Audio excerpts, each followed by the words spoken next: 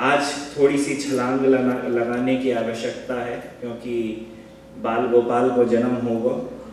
वो 10वें स्कंद पे बैठे और अभी हम प्रथम स्कंद पे ही हैं।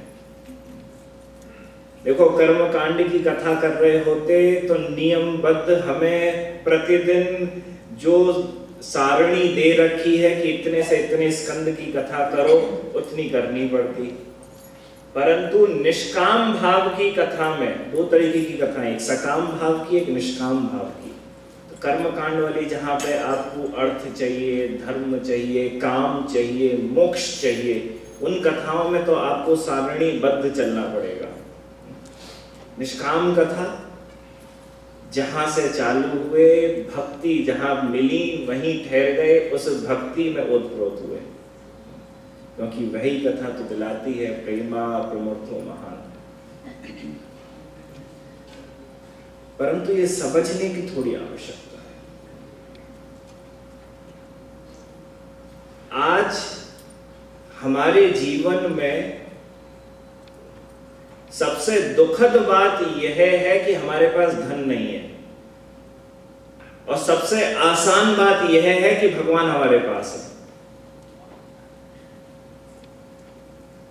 सुबह उठते ही धन की लालसा के लिए तैयार होते हैं, ऑफिस के लिए लेट ना हो जाए भैया, अगर लेट हो गए तो रुपए कट जाएंगे।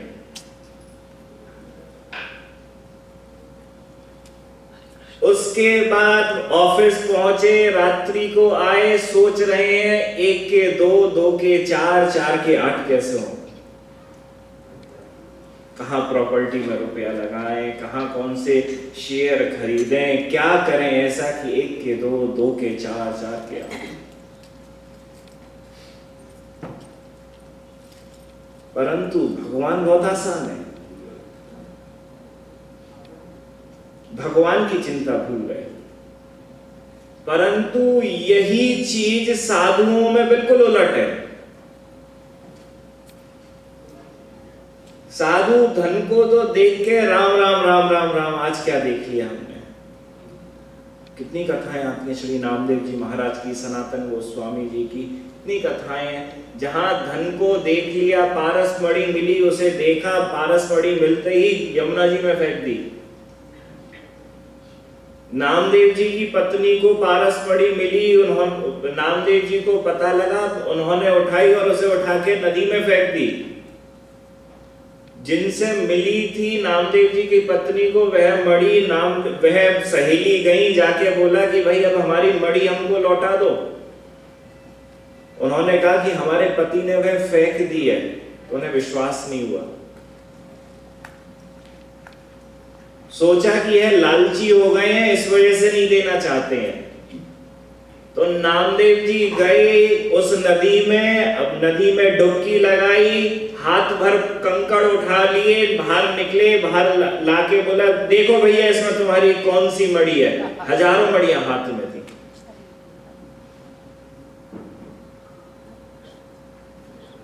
भाई समझने की बात है, हम शरीर हैं, हमारी गति फिर धन पे जाएगी, गति सिर्फ धन तक जाके समाप्त हो जाएगी। परंतु अगर हम आत्मा है तो हमारी गति उस परमात्मा में जाके खत्म होगी। उसी हिसाब से सोचने की आवश्यकता। कबीरदास जी ने तो कहा, साधो जे मुर्दन को गांव। कबीरदास जी का दोहा आता है, साधुओं यह जो संसार है यह मृत्यु लोक है, मुर्दों का गांव है। यहां पे जो धन भी है वह मुर्दों का धन है। अब बोलोगे मुर्दों का धन कैसे?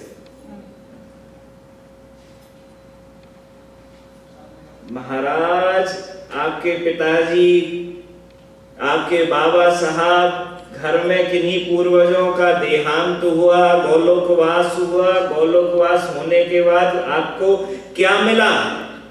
मकान मिला, जमीन जायदाद मिली, रुपया मिला। किसका रुपया था वो? कबीरदास जी कहते हैं मुर्दों का रुपया था वो। किसके पीछे भाग रहे हैं?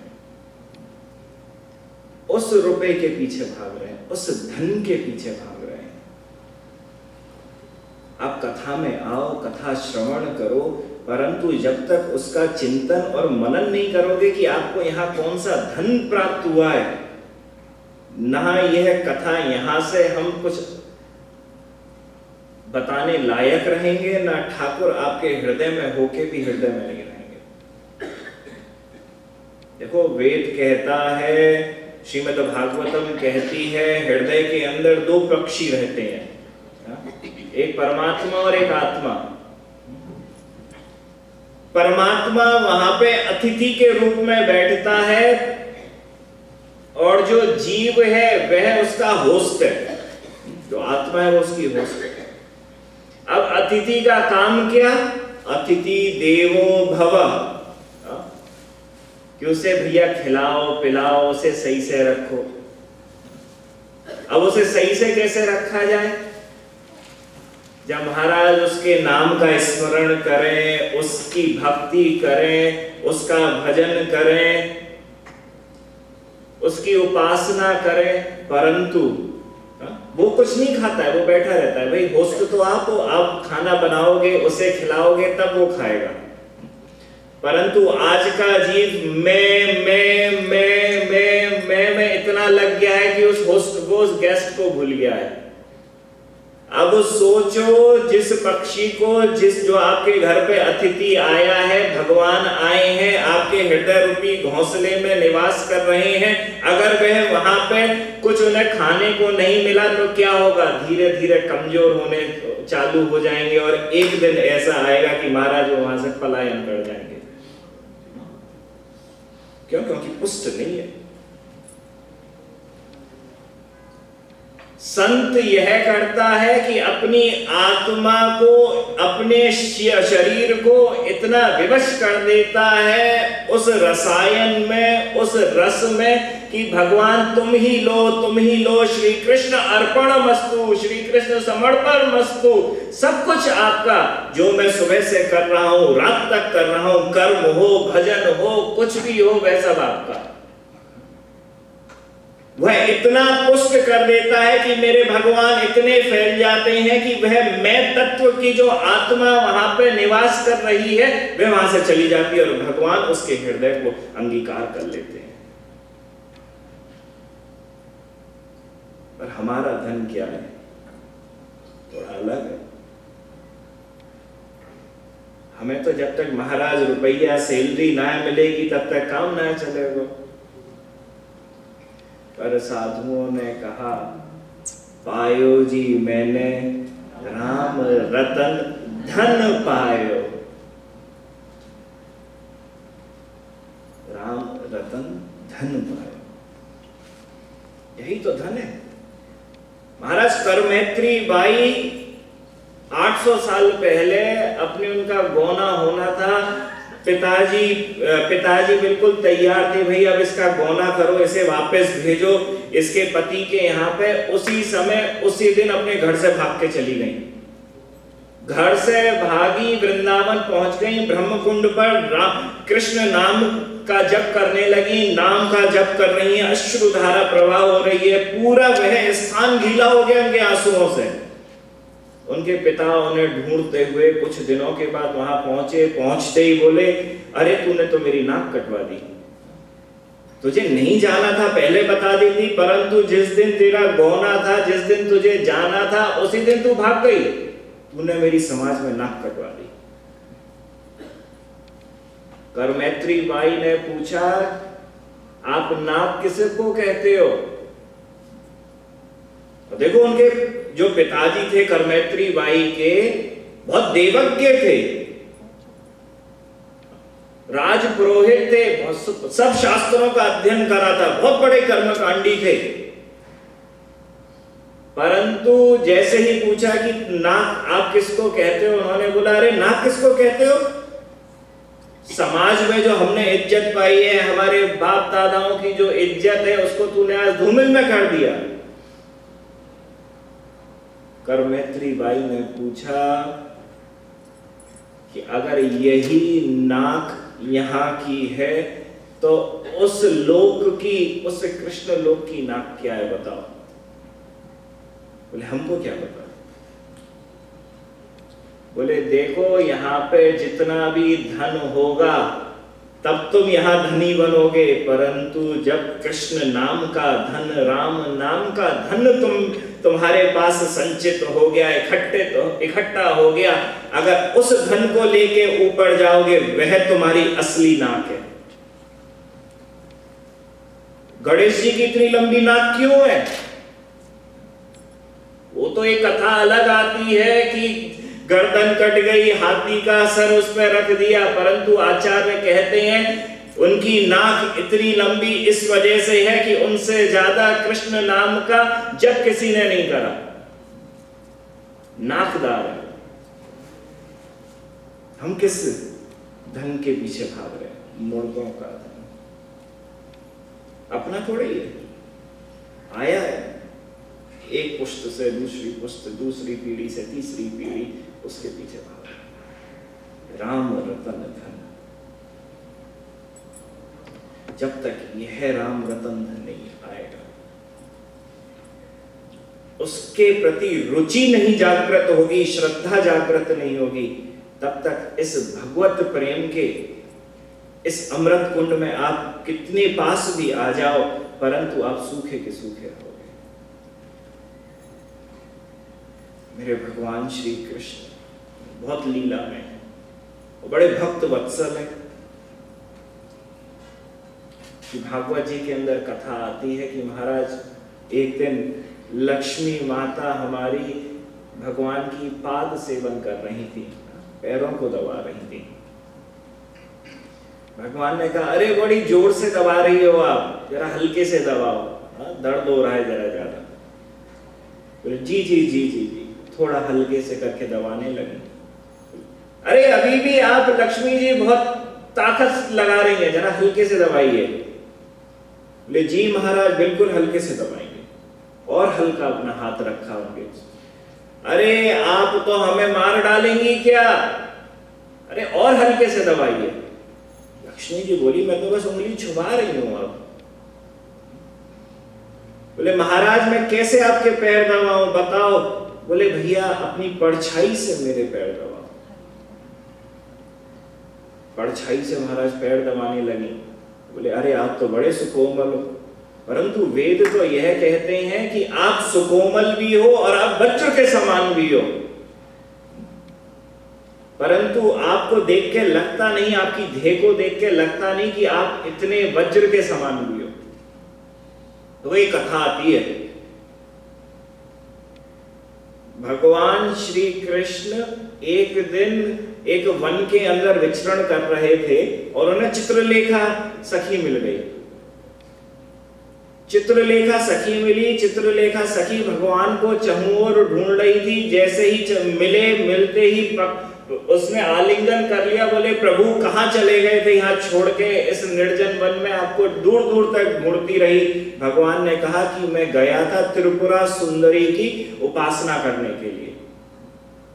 बोले त्रिपुरा सुंदरी की उपासना के लिए आप क्यों गए? बोले हे सखी क्या बताऊं तुझे, मेरी जो राधा है ना वो बहुत सुकोमल देह की है। वो अपने शरीर पर जो भी श्रृंगार करती है, साड़ी पहनती है, जेवर पहनती है, आभूषण पहनती है, वो मुझे रिझाने के लिए, मुझे प्रसन्न करने के लिए पहनती है। परंतु वही जेवर, वही साड़ी उसके शरीर पर निशान लगा देते हैं, उसके शरीर पर नील पड़ जाते हैं, चोट के निशान पड़ जाते हैं, खून का रिसाव होता है। मुझसे देखा नहीं जाता। तो मैं पहुंचा त्रिपुरा सुंदरी के पास। त्रिपुरा सुंदरी से मैंने निवेदन करा, उपासना करी। त्रिपुरा सुंदरी आई। त्रिपुरा सुंदरी से ने पूछा कि भाई क्या चाहिए बताओ। भगवान श्री कृष्ण ने कहा कि आप ऐसा करिए, सब जो भी चीज पे वह चीजों को वह स्पर्श करें श्री राधा रानी, उन सब चीजों को सुकोमल कर दीजिए। पर राधा रानी त्रिपुरा सुंदरी ने कहा अरे भाई इस पूरे जगत को अगर हम सुकोमल कर देंगे, हर चीजों को सुकोमल कर देंगे, तो कुछ चीज ठोस रहेगी नहीं। गिर जाएंगी चलते चलते। कुछ ऐसा उपाय बताओ जो अच्छी तरीके से हम कर भी दें और काम भी हो जाए। भगवान ने कहा कि देखो, जैसी वो सुकोमल है ऐसे ही मैं भी सुकोमल हूं। तो ऐसा करो, जहां जहां जिस जिस चीज को वो हाथ लगाएं, स्पर्श करें या खुद पहने, उसमें मेरा निवास हो जाए। चित्रलेखा ने पूछा, आपका निवास क्यों होना चाहिए? ये तो आप गलत करोगे। बोले नहीं, मैं गलत नहीं करूंगा देवी। देखो, अगर मैं अपनी प्रिया से ये कहूं कि भाई ये सब आभूषणों को, इन सब साड़ियों को, लहंगों को पहनना बंद कर दे, तो वो पहनना बंद कर देगी। परंतु अगर वह निवस्त्र हो गई तो उसके जितने भी परिवार के जन हैं सोचेंगे कि वो पागल हो गई है, कि निवस्त्र होके घूम रही है।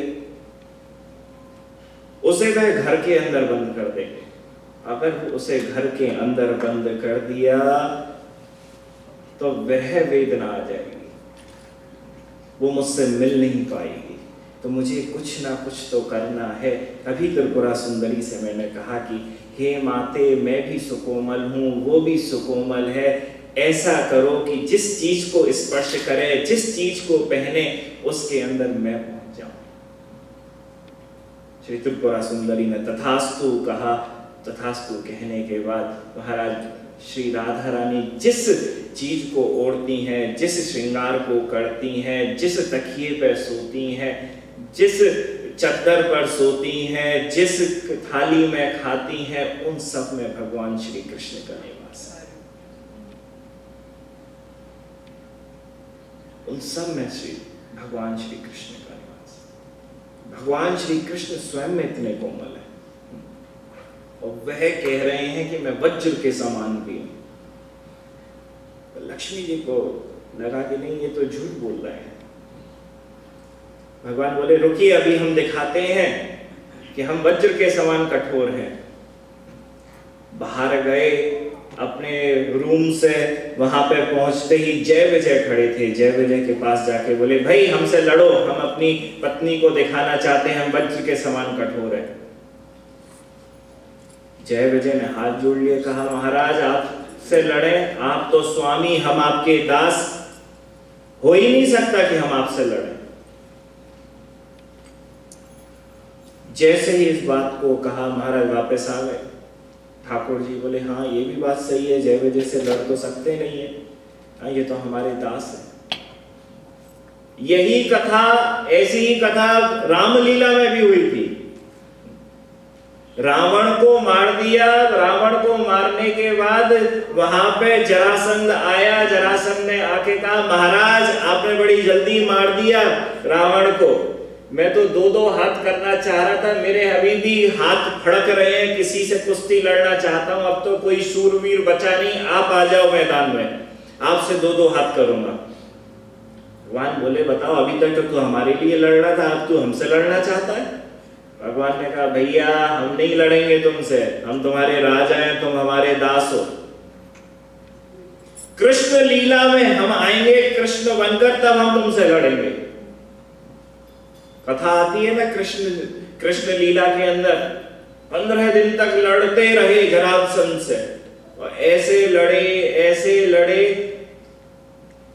जामवंत से, क्षमा चाहते हैं, जामवंत से, ऐसे लड़े जामवंत से कि 15 दिन के बाद उसे होश आ गया कि नहीं, ठाकुर जी जरा ज्यादा बलशाली हैं, वज्र के समान है, हाँ सुकोमल नहीं है। यहाँ जय विजय से ने मना कर दी, महाराज हम आपसे नहीं लड़ेंगे, आप तो हम आपके दास हैं। जैसे इस बात को कहा, भगवान ने अपनी लीला रचित करी। सनत कुमार वहां पे आ गए। सनत कुमार जैसे ही प्रवेश वैकुंठ में करने लगे, जय विजय ने रोक दिया, अभी आप जा नहीं सकते, भगवान अभी अंदर अपनी लीला कर रहे हैं, जब तक उनकी आज्ञा प्राप्त नहीं होगी आप अंदर नहीं जाएंगे। जैसे इस बात को सुना, सनत कुमारों ने वही श्राप दे दिया जय विजय को। जय विजय राक्षस बन गए। भगवान को जैसे ही मालूम चला कि जय विजय को श्राप दे दिया, भागे भागे बाहर आए और बाहर आके कहा कि अगर मेरा कोई अनन्य सच्चा भक्त भी संत का तिरस्कार कर देता है तो अभी मैं उसे नहीं बख्शता। सनत कुमार सोचने लगे, बताओ ये भगवान उल्टी बात क्यों कह रहे हैं? ये क्यों नहीं कह रहे हैं कि कोई भी दास मेरे अनन्य भक्त का, अनन्य संतों का तिरस्कार कर देता है तो मैं उसे नहीं बख्शता। परंतु यहां पे ये कह रहे हैं, मेरे अनन्य दास, मेरा अनन्य दास अगर किसी भी संत का तिरस्कार कर देता है तो मैं उसे नहीं बख्शता। तो सनत कुमारों को लगा, महाराज ऐसा लगता है ये अनन्यता इनकी दासता लेने के बाद प्राप्त होती है। संत इनके अनन्य नहीं है, दास इनके अनन्य है। नहीं तो क्यों ठाकुर जी कहते? देखो बड़े छोटी छोटी गुण बातें हैं भागवतम के अंदर। सनत कुमारों को लगा इनका दास बनना पड़ेगा, संत बन के कुछ काम नहीं चलेगा। वह जय विजय सबसे पहले तो बने हिरण्याक्ष और हिरण्याकश्यपु, भगवान वराह बन के आ गए। 4 अवतार लिए इनको श्राप देने के बाद। पहली बार वराह बन के आए, पृथ्वी को बचाया। यहां पर दूसरी बार सनत कुमारों को लगा कि अब देखना चाहिए दास बन के कैसी प्रीति होती है, तो वह सनत कुमार प्रहलाद महाराज बन गए। बोलो प्रहलाद महाराज की। यह चारों के चारों कुमार श्री प्रहलाद जी के, प्रहलाद जी ही हैं। यहां पर भगवान को नरसिंह अवतार लेना पड़ा। मेरे भगवान खम्भ से प्रकट हो गए, अपने प्रहलाद के वचन, उनकी बात को रखने के लिए कि नहीं, इस खम्भ में भी मेरे भगवान नरसिंह का वास है। बोलो नरसिंह देव भगवान की। नरसिंह देव का वास है। यहां पर कथा आती है कि इतना रौद्र रूप दिखाया, इतना क्रोध दिखाया कि यह पूरी त्रिलोकी डर डर थापने लगी, कांपने लगी। सब देवी देवता आए, बोले भगवान शांत हो जाइए, शांत हो जाइए, शांत हो जाइए। कोई भी शांत नहीं हुआ। तब सब पहुंचे वैकुंठ में। लक्ष्मी मैया से कहा, हे लक्ष्मी मैया, जाओ, आपके पति इतने क्रोध में हैं कि कोई भी उनको नहीं रोक पा रहा। लक्ष्मी मैया बोली, हाँ, अरे हम हाथ रखेंगे, 1 मिनट में शांत हो जाएंगे। हम तो उनकी पैर दबाती हैं अपनी छाया से, हमारे हाथ इतने मजबूत हैं, वो तो बड़े सुकोमल हैं। पहुंच गई वहां पे। जैसे ही पहुंची लक्ष्मी मैया नरसिंह देव के पास, पहले तो उनका वह विभस्त रूप देख के हिल गई, और जैसे ही उनके पास पहुंची हाथ पकड़ने को, अरे महाराज शांत हो जाओ, सबको डरा रहे हो। जैसे ही इस बात को करने के लिए पहुंची, नरसिंह देव ने एक चांटा मारा, 2 फलांग में वैकुंठ में पहुंच गई। लक्ष्मी मैया को भी लग गया, नहीं, वेद गलत नहीं कहते, वेद गलत नहीं कहते, वज्र के समान है मेरे भगवान।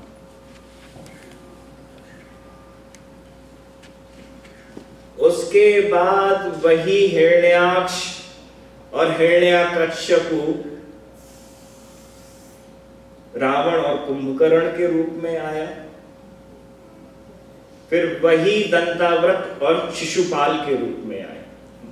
कई मनीषीगण, आचार्यगण इस बात को कहते हैं कि ऐसा प्राप्त होता है कि वैकुंठ जाने के बाद आप वैकुंठ से नीचे आ सकते हो। जब आप गति प्राप्त करते हो, मोक्ष मिलता है आपको, वैकुंठ का निवास मिलता है। जो लक्ष्मी नारायण की पूजा करता है, उपासना करता है, उसकी गति वैकुंठ में जाके होती है। तो कुछ लोग इस बात को कहते हैं कि ऐसा प्राप्त होता है जैसे जय विजय वैकुंठ के अंदर निवास करते थे, परंतु यह लीला हुई और उसके बाद उनको इस धरा धरती पर आना पड़ा। ठीक ऐसे ही प्राप्त होता है कि जो पुरुष भी वहां पे उस वैकुंठ में पहुंच जाता है, वह भी किसी न किसी समय पर वापस आ जाता है। परंतु श्री गौड़ीय आचार्यों ने, श्री चैतन्य महाप्रभु के जितने भी संप्रदाय आचार्य हुए, उन सब ने इस बात को कहा कि अगर वैकुंठ में भी अगर कोई चला जाता है वह कभी भी वापस नहीं आता इस धरा धरती पर। जय, जहां जिन शास्त्रों के अंदर लिखा है जय और विजय इस धरा धरती पर आए, तो यह समझना चाहिए भगवान ने वह लीला लक्ष्मी जी के लिए करी, इस संसार को दिखाने के लिए करी। यह कहीं भी नहीं लिखा है कि जय विजय जब इस धरती पर आ गए तो उनके सब्स्टिट्यूट को वहां पे पोस्ट कर दिया गया। ये कहीं नहीं लिखा है कि भाई किसी को उठाया उनकी जॉब दे दी गई हो। उनके अंश आए थे, वह पार्षद अभी भी वहीं के बने रहे। समझने की बात। तब कर्दम मुनि जी की कथा आती है। श्री कर्दम जी ने देवहूति जी के संग विवाह करा, भगवान की स्तुति करी। भगवान की स्तुति में सबसे पहले कहा कि हे भगवान, आप ही सिर्फ स्तुति योग्य हैं। स्तुतियां जो हैं वह श्रीमद् भागवतम की रीढ़ की हड्डी हैं। किसी भी स्तुति को आप ले, एक एक स्तुति को आप महीनों भर तक आप उनका व्याख्यान कर सकते हैं। एक एक शब्द के अंदर पूरे पूरे वेद, पूरे के पूरे पुराण भरे हुए हैं। देखो, कोई भी स्तुति अगर आप सोचो कि कोई भी आपकी वो स्तुति, आप कई सारे ऐसे लोग होते हैं, अरे हमारे लिए अच्छा अच्छा बोलो, हमारे लिए, हमें अच्छा अच्छा सुनना है, अच्छा अच्छा सुनना है। अरे बताओ, ये तो हमारे लिए खराब बोल रहे हैं। कई लोगों के लिए तो ऐसा हो गया, अपने संग चापलूस रखते हैं। जब तक अच्छी अच्छी बात सुनेंगे नहीं तब तक उनका खाना हजम नहीं होता है। पर यहां पे कर्दम मुनि कह रहे हैं सिर्फ आप ही स्तुति योग्य है। क्यों? क्योंकि कर्ता जो है उसका पाणिनि व्याकरण के हिसाब से जो परिभाषा आती है कर्ता की, कि कौन करता है, कर्ता कौन करता है। पाणिनि व्याकरण कहती है स्वतंत्रः कर्ता, स्वतंत्रः कर्ता, जो स्वतंत्र है वह करता है। स्वतंत्र कौन है? अगर हम सोचें कि हमने अपने घर वालों को छोड़ दिया, अब अलग फ्लैट में रह रहे हैं, तो हम स्वतंत्र हैं? कोई भी स्वतंत्र नहीं है। आप स्वतंत्र कैसे हैं? आप किसी ना किसी के हमेशा अधीन हैं। अगर आप सब कुछ कर सकते हैं तो जब आपके बाल गिरते हैं, अपने बालों को आदेश दे सकते हैं कि भैया फिर से वापस आ जाओ हमारे सर पर। जब आंखों की दृष्टि जाती है, आप कह सकते हो अपनी आंखों को आदेश देके कि भाई मेरी दृष्टि वापस आ जाए, या कुछ अपने हाथों से चमत्कार कर सकते हो क्योंकि आप स्वतंत्र हो, खुद कर सकते हो। क्यों किसी के उसमें फिर रहते हो? हमारी आंखें चाहती हैं जब तक रोशनी नहीं आएगी, हमारी आंखें रोशनी के अधीन है, जब तक रोशनी सामने नहीं होगी तब तक कुछ भी नहीं दिखेगा। हमारे बाल आजकल शैम्पू के अधीन हो गए हैं। हाँ, जाके भैया जे वालो शैम्पू, वो वालो शैम्पू, 1000 तरीका के शैम्पू मिले, कौन से से बाल बचाए जाएं, कौन सी तरीका के बाल हैं। हम कहें कि हम सब कुछ कर सकते हैं। आप कर सको तो क्यों शैम्पू लगाओ? महाराज 2 दिन तक तो अगर आप साबुन ना लगाओ तो बदबू आवे, और साबुन ढूंढो कि भैया कहां से मैं साबुन लूं। 2 दिन तक ब्रश ना करो तो ढूंढना पड़े कहां से मैं दातुन लूं। आप कह सकते हो, आदेश दे सकते हो कि हे मेरे मुख से दुर्गंध ना निकले, नहीं, आप तो उस टूथपेस्ट के अधीन हो। ये तो बड़ी छोटी बात बता रहा हूं, और हम सोचते हैं कि हम बहुत स्वतंत्र हैं। स्वतंत्र तो सिर्फ मेरे प्यारे गोविंद है, सिर्फ एक स्वतंत्र है, कोई स्वतंत्र नहीं। हम तो उनके परतंत्र हैं। वह हम जो कुछ भी करते हैं वह ठाकुर की मर्जी के कारण होता है। ठाकुर की मर्जी है उसमें। समझने की बहुत छोटी छोटी चीज। स्तुति, हम कभी गए भगवान के यहाँ पे बड़ा सा बंगला बनवा दिया, आज पोशाक चढ़ा दी, नाम हुआ भाई इनकी तरफ से यह पोशाक चढ़ी है, खुश हो गए, अरे वाह देखो समाज के सामने आज हमारा नाम बोला है। आपकी स्तुति तो हुई। क्या आया? गर्व आया। अगर यह गर्व भक्ति है तो हर कोई करेगा। अब तो वृंदावन या कहीं के मंदिरों में चले जाओ महाराज, वहां पे जाओ, भक्त जाता है फोन पे सामने खड़ा रहता है, हाँ महाराज सामने हूँ, ठाकुर जी मेरे ठीक सामने है, हाँ दर्शन कर रहा हूँ। पंडित जी आए, पंडा जी आए, गोसाई जी आए, कौन से महाराज जी आए, टीका लगाया, चुनरी सी उड़ाई, अरे वाह प्रसाद मिल दिया, चल दिए। मैं उनसे पूछता हूँ महाराज आपने दर्शन करे? बोले हाँ हाँ बड़े बढ़िया दर्शन थे। अच्छा ऐसे बढ़िया दर्शन थे तो बताओ ठाकुर जी ने इस वक्त मुरली पहन लगा रखी है कि नहीं लगा रखी है? आपको याद है? आप सबने भी दर्शन करे?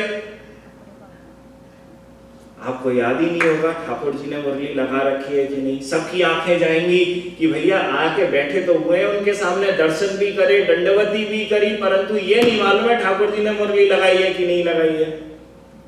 परंतु ये मालूम होगा पड़ोस में जो महिला बैठी हैं, जो यहाँ पे पुरुष वर्ग बैठा है, कि कौन सा फैशन बढ़िया आया है, कौन सी घड़ी बढ़िया आई है, कौन सी सुगंध कहाँ से निकल रही है। ठाकुर के प्रति भक्ति नहीं, क्योंकि वासनाएं हमें जहां की तरफ खींच के लेके जाती हैं हम वहां की तरफ भागते हैं। हम देखना ही नहीं चाहते ठाकुर के उस सौंदर्य को, कि ठाकुर जी की वह मोर पंखी कहां से कहां गई, ठाकुर ने आज किस तरीके के वस्त्र पहने हुए हैं, ठाकुर आज कौन कौन सी मड़ियों को धारण कर रहे हैं, कौन कौन से आभूषणों को धारण करा। हम तो वहां जाते हैं मैं बन के ठाकुर के मंदिर में। और कई बार तो इतनी दया आती है हमको, हम कई ऐसे जगह पे दर्शन करते हैं जहां पे 5-5 सेकंड के लिए आपको दर्शन प्राप्त होते हैं। लोग कनाडा, अमेरिका, ऑस्ट्रेलिया से भागे भागे बद्रीनाथ, तिरुपति बालाजी, बांके बिहारी, राधारमण देव सब जगह दर्शन करने पहुंचते हैं। और जब पहुंचे 5 सेकंड के दर्शन मिले, वहां पहुंचते ही हाथ जोड़े, गर्दन झुकाई, आंख बंद करी, 5 सेकंड खत्म और आप चल दिए। पूरे संसार में जब तक डोलते रहे तब तक तो आंख खुली रही, और जैसे ही भगवान के सामने पहुंचे आंख बंद हो गई। जो देखने की वस्तु थी, जो देखने लायक थे, उनको तो देखा नहीं, उनके सामने तो आंख बंद कर ली। जिनको निहारना है, जिनमें हमें रूपा शक्ति चाहिए, वहां तो आंख बंद हो गई। और जिन चीजों को देखना नहीं है वहां की तरफ आंख खुल गई। रोड पे झगड़ा करो महाराज, गाड़ी रुक जाए देखने के लिए, हाँ क्या झगड़ा हो रहा है, देखो देखो। कहीं कुछ ऐसा गलत कृत्य हो जाए, आप सबके सब देखना चालू कर दो।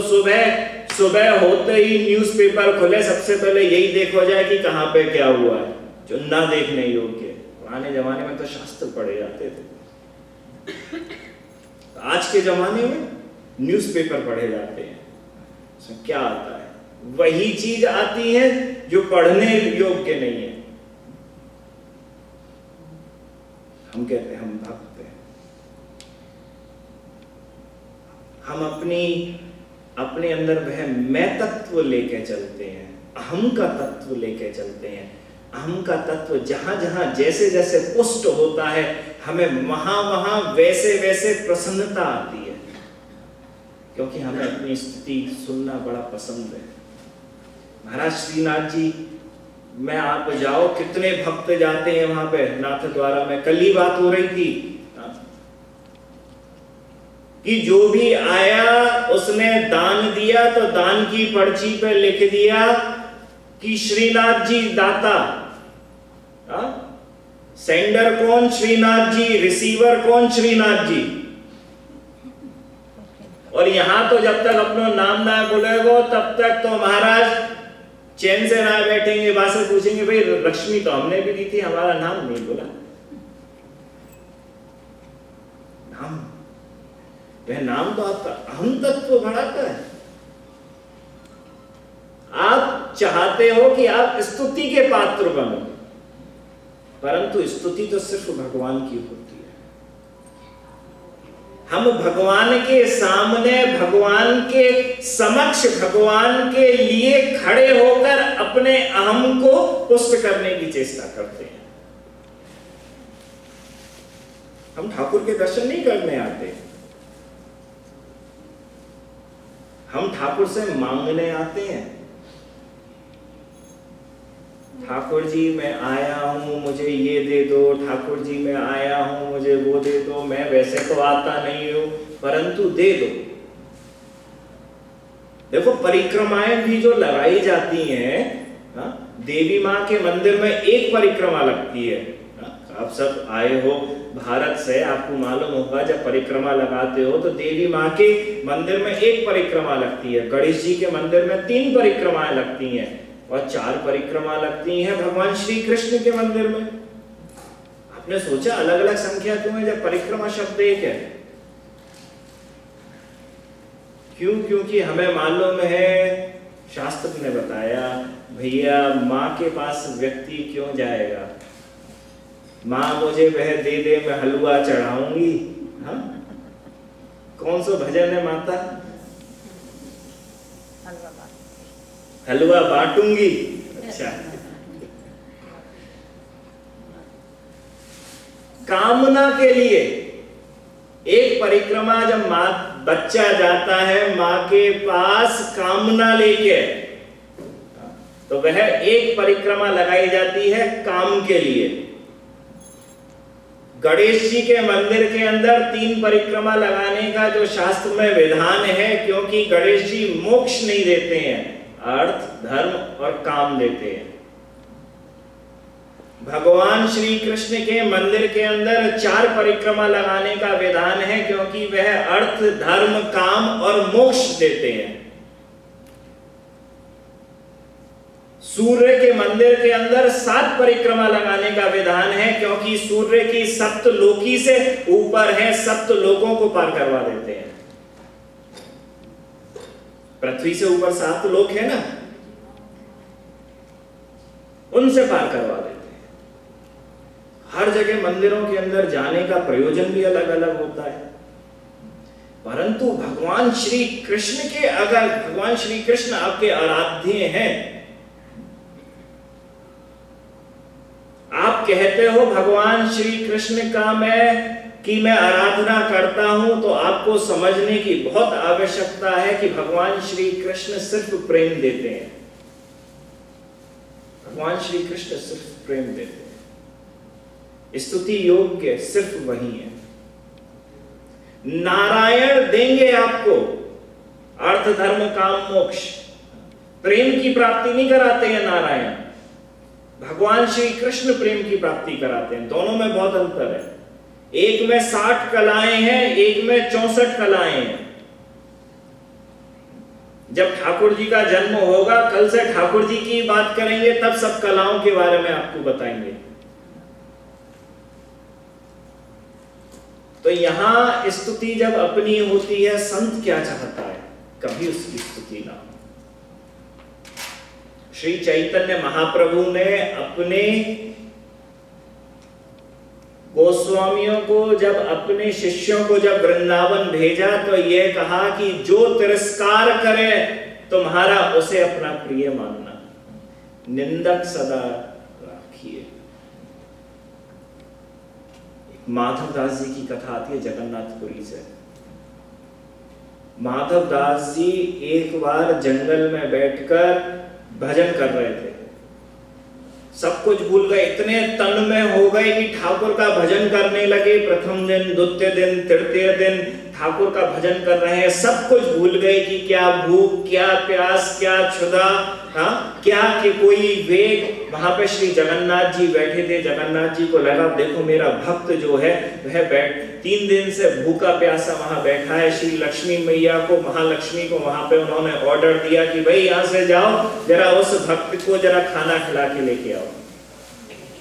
लक्ष्मी मैया थाल लेके गई, स्वर्ण थाल जिसमें पूरा प्रसाद था, उसको लेके गई माधव दास के पास। माधव दास के पास जाके उसको दिया, बोले ठाकुर जी ने भेजा है, इसे खा लो।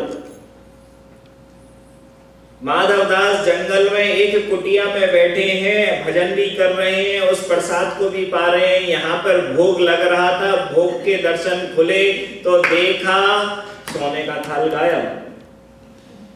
हल्ला मच गया सब पुजारियों में, पंडाओं में, अरे किसी ने चुरा लिया, किसी ने चुरा लिया, किसी ने सोने का थाल चुरा लिया। पुरी नरेश के पास खबर पहुंची, राजा ने सब सैनिकों को दौड़वा दिया। कितनी दूर गया होगा अभी थाल लेके, जाओ जंगलों में ढूंढो उसे। सब जंगलों के अंदर गए, ढूंढना चालू करा, कहाँ है वह सोने का थाल, कहाँ है वह चोर। तो पाया कि अरे ये तो यहीं पर ही है, माधव दास की कुटिया पर पहुंच गए। माधव दास को पकड़ लिया सोने के थाल के संग। राजा ने 100 बेंत लगाने की सजा सुनाई। 100 बेंत लगे।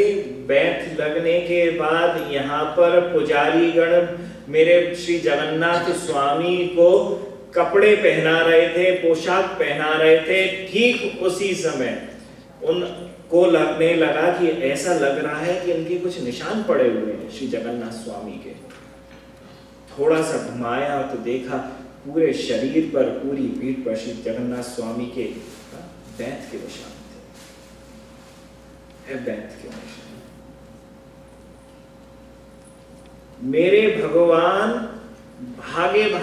माधव दास भागे भागे भगवान के पास पहुंचे और उनसे कहा कि आपने मेरी सजा को अपनी पीठ पे क्यों लिया। बहुत गुस्सा हुआ। और वही माधव दास जब वह वृद्ध हो गए थे तब मेरे भगवान श्री जगन्नाथ स्वामी उनके संग जाते थे शौच में, शौच कराने के लिए, लोटा हाथ में लेके, और उनकी शुद्धि कराते थे लोटे से। और माधव दास इतने गुस्सा होते, क्रोधित होते कि भगवान वैसे ही मेरी देह अशुद्ध है, जिस कार्य को करने के लिए आया हूं, जिस निवृत्ति के लिए आया हूं वह और भी अशुद्ध है, और आप यह शुद्धतम जो आप भगवान हैं वह इस अशुद्ध कार्य के लिए यहां आ रहे हो। भगवान शौच तक जाते थे उनके। उन माधव दास की पूरी कीर्ति जगन्नाथपुरी में फैल गई। जगन्नाथपुरी में कि देखो यही माधव दास है, भगवान के एक श्रेष्ठ भक्त। यही भक्त हैं जिनके लिए जगन्नाथ जी ने 100 बेंत खाए हैं। अब तो जहां निकलते वहीं पर उनकी स्तुति चालू हो जाती। सब पकड़ के बैठ जाते, पैर पकड़ रहे हैं, पैर धो रहे हैं, चरणामृत पी रहे हैं, आरती कर रहे हैं, माला पहना रहे हैं, उनके संग भाग रहे हैं। वे हमेशा भागने का प्रयत्न करते। अब तो कहीं भिक्षा लेने भी नहीं जा पाते, क्योंकि जहां भिक्षा लेने जाओ एक तो हर परिवार इंतजार करता, अरे इन्हें तो बढ़िया बढ़िया मालपुआ खिलाने हैं, लड्डू खिलाने हैं, इन्हें तो बढ़िया बढ़िया इन्हें पुष्पांग खिलाने हैं। सब इतनी इतनी अच्छी अच्छी बात, अच्छा अच्छा खाना लेके तैयार रहते। बोले अरे सब गलत है। अब हर घर पे माधव दास ने जाना चालू कर दिया, यह देखने के लिए कि मैं उसी घर से खाना लूंगा, भिक्षा लूंगा, मधुकरी लूंगा जिस घर में मेरी निंदा करी जाए। हर घर में गए, कहीं कोई नहीं मिला। आखिरकार भाग्यशाली रहे, एक घर में पहुंचे, वहां पे एक वृद्धा थी। वृद्धा ने जैसे ही देखा कि कोई भिक्षा मांगने के लिए बाबा आया है, हल्ला करने लगी, अरे इतना निकृष्ट महात्मा बन गयो है, जवान है, जाके हल चला, खाना खुद का बना के हम दे देंगे का। कहते कहते महाराज रसोई में से गई और लाके मधुकरी दे दी। माधव दास बड़े प्रसन्न हुए। चलो आखिरकार कोई तो निंदा करने वाला मिला। फिर तो रोज जाने लगे उसी के घर, माता भिक्षा दे दे, माता भिक्षा दे, माता मधुकरी दे, रोज जाके कहने लगे। अब तो गुस्सा आ गई। एक दिन तो बोले रोज आ जाए निकृष्ट, पहले दिन आए हो समझ में आ गई, भागने की गई, अब ना दूंगी, दूसरे दिन भी आ गए हो, चल ठीक है कोई ना आए, दे रही हूं, तू तो ऐसो लगे हाथ धो के पीछे पड़ गए, छोड़ी ना रहो मुझे। हाथ में पोता था।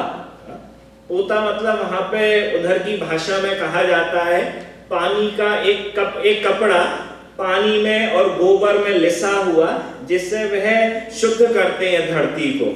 भाई मार्बल नहीं लगता है ना हमारे यहाँ पे, पोंछा, पर पोंछा क्या, वो गोबर में लिपा हुआ जिससे आप शुद्ध करते हैं स्थान को, वो हाथ में था।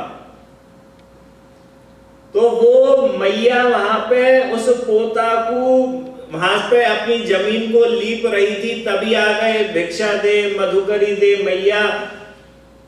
अरे आज तो मैया को बड़ी गुस्सा आई, हाथ में वो पोता उठा के मुंह पे मारा, माधव दास जी के ले जाए खा ले जाए, रोज रोज मांगन आ जाए। सही कहा महाराज। माधव दास जी बड़े प्रसन्न हुए, बोले मैया पोता दिया है, तेरे पोता होगा।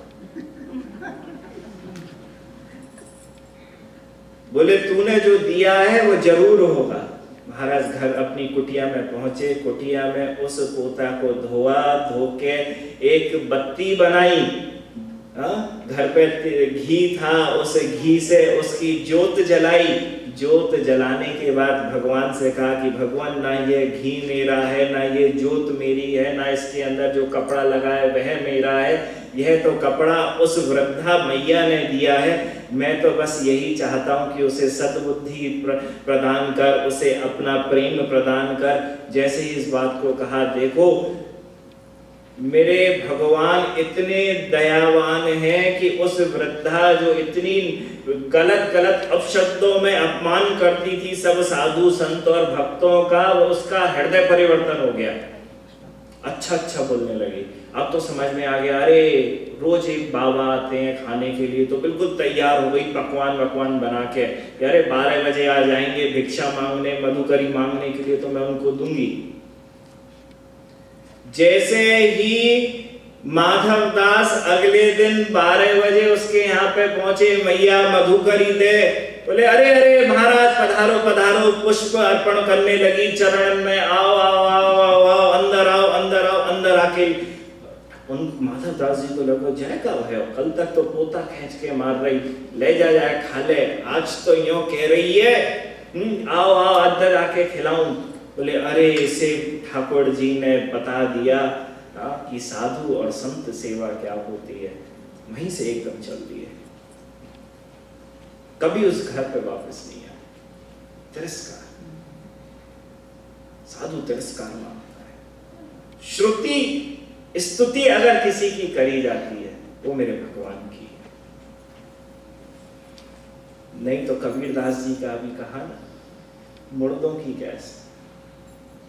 इसे मृत्यु लोक क्यों कहा जाता है, इसे भी समझने की चेष्टा करिए। शास्त्र गलत नहीं है, शास्त्र कहता है यह मृत्यु लोक है, यह पृथ्वी जब मृत्यु लोक है तो उसे समझने की चेष्टा करिए। साइंस भी बोलती है अपने शरीर के अंदर हजारों सेल्स जो हैं रोज मरते हैं, प्रतिदिन आप मर रहे हो, प्रतिदिन मर रहे हो। कबीरदास संतों ने भी गलत नहीं कहा है, यह मुर्दों का काम है। रोज कहीं ना कहीं किसी न किसी को ठाकुर जी मृत्यु का वर्ण हो रहा है। समझने की छोटी सी देखो, धर्म और अधर्म दो वंश बताए गए हैं श्रीमद् भागवतम के अंदर। एक धर्म का वंश है, एक अधर्म का वंश है। अधर्म के वंश के अंदर एक पुत्र आता है, उसका नाम है दंभ, उसका नाम है दंभ। यह दंभ क्या? यह दंभ होता है जो हम नहीं हैं उसे दिखाने का प्रयत्न करते हैं, दिखावा। कैसा दिखावा? देखो ठाकुर जी ने श्री भगवत गीता के अंदर कहा है, जब उन्होंने बताना चालू करा मुझे क्या क्या पसंद नहीं है, सबसे पहले कहा मुझे दंभ पसंद नहीं है। तो गीता जी उठाओ आप देखो, सबसे पहले कहा दंभ पसंद नहीं। हर व्यक्ति को यह मालूम है वह लालची है, हर व्यक्ति को यह मालूम है वह क्रोधी है, हर व्यक्ति को यह मालूम है वह कामी है, पर किसी भी व्यक्ति को यह मालूम नहीं है कि उसके अंदर दंभ है कि नहीं। दंभ इतना क्षणिक आता है, कभी आपको मालूम भी नहीं चलेगा, आया और चला गया। कैसे? घर पे पूजा कर रहे हैं, मंदिर के अंदर यहाँ पे बैठ के जप कर रहे हैं, अकेले हैं, इसी बीच आपको आहट लगी कि कोई आ रहा है। अभी तक तो आप हरे कृष्ण कृष्ण कृष्ण हरे हरे, हरे राम राम राम हरे हरे। जैसी आहट लगी कि कोई आया, हरे कृष्ण कृष्ण कृष्ण हरे हरे, हरे राम राम राम हरे। क्या है, कमर तन गई, दिखाना चालू कर दिया, अरे हम भी बहुत बड़े भक्त हैं। दम वो बड़ा छोटा सा है, आपको नहीं मालूम चला कि आप कर रहे हो। अपने घर पे ठाकुर सेवा कर रहे हैं, उसी समय कोई आ गया, आपके मित्र आ गए, मिलने वाले आ गए, एकदम अटेंटिव हो गए, करने लगे ठाकुर सेवा अच्छी तरीके से, ये इसमें जल डालो, ये इसमें शंख बजाओ, ये करो वो करो। दम जो आप नहीं हो वो दिखाने का प्रयत्न कर रहे हो। और ये ऐसी चीज नहीं है कि आप सभी करते हो, हम यह अधिकतर व्यक्ति करते हैं, अधिकतर भक्त करते हैं। एक हमारे वृंदावन से आचार्य थे महाराज, उन्होंने एक नियम बांध लिया, कथा भागवत कथा करते थे, भागवत कथा के आचार्य थे। उन्होंने एक ऐसा नियम बांध लिया कि जब वह भोजन करते तो एक वहां पे सर्कल खींच लेते, चौक से एक सर्कल खींच लिया जाता, वहां पे लेप लग जाती, गोबर मिट्टी को लेप लगा दिया जाता, उसमें अंदर बैठे जाते, भोजन को अंदर उस सर्कल के अंदर रख लेते और अपने उल्टे हाथ को उस सर्कल के बाहर रख लेते, तब भोजन करते थे। एक किसी गांव के अंदर पहुंचे तो गांव के अंदर पहुंचने के बाद भी उन्होंने यही क्रम को जारी रखा। महाराज, एक हाथ उल्टा हाथ बाहर और सीधे हाथ से खा रहे हैं, वो वहां पे सर्कल बना हुआ है, गोला बना हुआ है। भैया किसान आदमी जो होते हैं, मजदूर आदमी होते हैं, उन्हें तो ज्यादा समझ में आता है नहीं। जिसके घर पे थे वो किसान, सरल किसान था, उसने पूछी, महाराज ऐसी बात क्या है कि आप जो गोला बना हुआ में से उल्टे हाथ को आप बाहर निकाल दो। तो वह जो भागवत आचार्य थे उन्होंने कहा, भाई हम क्या बताएंगे, उल्टा हाथ बड़ा अशुद्ध होता है।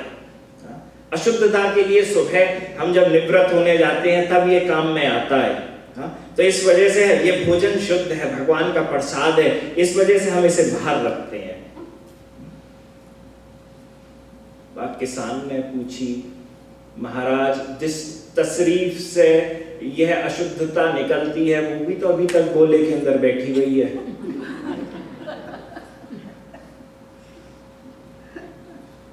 कुछ कह नहीं पाए, दिखावा था। इतना तो ज्ञान होना चाहिए। अपने हाथ को बाहर कर रहे हो, तशरीफ को अंदर लेके बैठे हुए हो, सिर्फ आधे धड़ को गोले के अंदर लेके जाओ, लेट जाओ, तब खाओ, समझ में आता है शुद्धता कुछ कर रहे हो। तो ये दिखावा, मालूम नहीं चलता कर रहे हैं। जैसा मैंने कहा, अहम यहां आ गए ठाकुर के सामने दिखाने का, अरे हमने देखो ये चढ़ाया, हमने देखो ये करा, दम। क्योंकि आप तो कर ही नहीं रहे हो। फूल किसके हैं? ठाकुर के हैं। फल किसके हैं? ठाकुर के हैं। आप यहां पे आओ या ना आओ, आपका इस सृष्टि के अंदर जन्म हो या ना हो, यह फूल भी खिलेंगे, यह फल भी पकेंगे। किसके लिए? भगवान के लिए। आप वहां से उठा के यहां पे लेके आ गए तो यह आपके हो गए क्या? ठाकुर जी फूल चढ़ाया है, मैंने चढ़ाया है। ठाकुर का कपड़ा भी, वह जो कपड़ा होता है, कपास होता है, वह भी तो ठाकुर का है। हम तो लेके आए, जरिया बने, हमारा कैसे हुआ? हमारा तो कहीं स्तुति। तो ये दम्भ कथा आती है श्रीमद अपने सब पुराणों के अंदर। एक कथा बड़ी प्यारी प्राप्त है कि एक ऋषि थे, ब्रह्मलोक में पहुंचे और ब्रह्मलोक में हाथ में कमंडलू था, दूसरे हाथ में कुशा की घास थी। कमंडलू में से निकालने लगे, वेद की ऋचाओं का स्मरण करते हुए, उच्चारण करते हुए महाराज शुद्ध करने लगे ब्रह्मलोक की धरती को। हर एक धरती को धीरे धीरे शुद्ध करने में लगे हैं, शुद्ध करने में लगे हैं। अरे बड़े सारे ऋषि मुनि बैठे थे, उन्हें लगा अरे बताओ कोई बड़ा शुद्ध साधु आया है जिसके सामने हमारा ब्रह्मलोक जो परम शुद्ध है वह भी अशुद्ध है, उसे भी शुद्ध कर रहा है। कभी एक स्थान, हर जगह जहां चल रहे हैं उसे शुद्ध कर रहे हैं। जिस स्थान पे जहां कदम रखा उस कदम रखने से पहले उसको शुद्ध करने में लगे। धीरे धीरे बढ़ते रहे, बढ़ते रहे, बढ़ते रहे।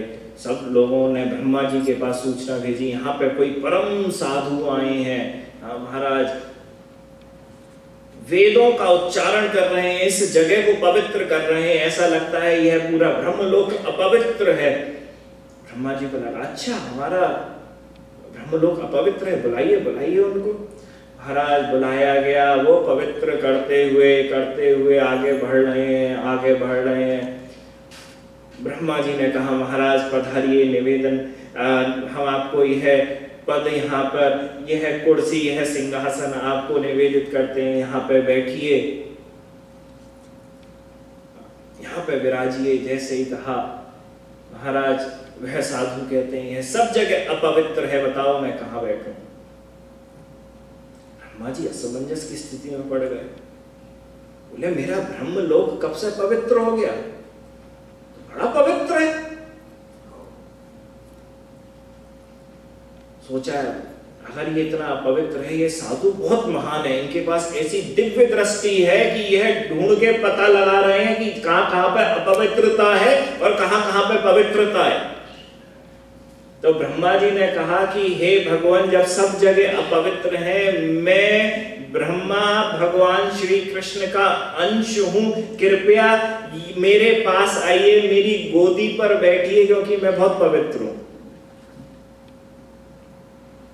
ठाकुर जी पवित्र है ना, तो ब्रह्मा जी ने कहा हम भी पवित्र हैं, आप हमारे पास आइए। वह साधु चल के उनके पास पहुंचे। जब वहां पे बैठने से पहले भी उनके मुख पर, ब्रह्मा जी के शरीर पर महाराज पहले से ही पानी से छींटा मार दी और मंत्रन को उच्चारण करना चालू कर दिया, तुम भी शुद्ध है जाओ। ब्रह्मा जी को लगा अरे बताओ हम भी अशुद्ध है। बोले कोई बात नहीं, आए महाराज विराजे।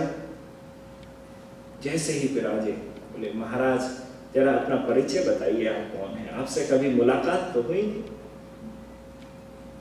आप कौन है, कहां से आए हैं, आपका नाम क्या है?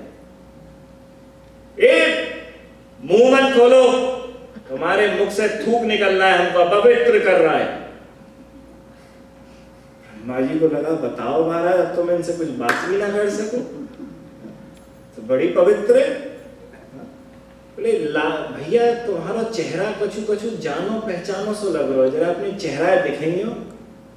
महाराज अपनी ब्रह्मा जी ने गर्दन को थोड़ा सा मोड़ा, मोड़ते ही देखा अरे तू तो हमारा नाती दंभ है,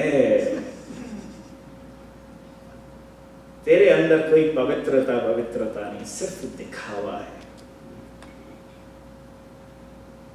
यही तो हमारे अंदर है, हम नहीं जानते हम कर रहे हैं। हम कितनी भी कई बार कोशिश कर लें, पर हम अपने आप को एवं दूसरे लोग भी हमारे अंदर उस दम्भ को नहीं पहचान सकते हैं। सिर्फ गुरु, मनीषी जन, संत जन यही पहचान सकते हैं। दम्भ दिखता ही नहीं है। कब आ जाए, कहां आ जाए, हमें लगेगा अरे नहीं ये तो रोजमर्रा की बात है। परंतु आप देखिए, आप विवेचन करना अपनी उस भक्ति का, जिस भक्ति को आप रोज कर रहे हो। क्या आप भगवान को कुछ दिखाने का प्रयत्न कर रहे हो, या वह जो भक्ति जो आपके हृदय से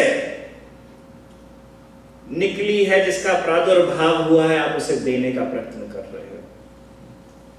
दोनों में अंतर है।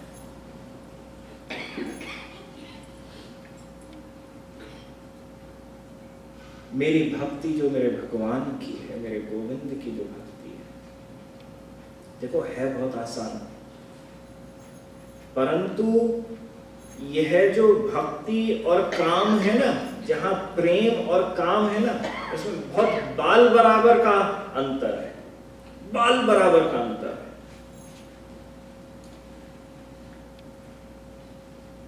यह जो भक्ति बताई गई है, यह भक्ति है नदी के तरह, जो नित्य निरंतर बढ़ती रहती है। 2 दिन पहले आपको बताया ना, आत्मकूलक पलावनी धारा नित्य निरंतर बढ़ती रहती है। परंतु यह जो काम है, यह नहर की तरह है।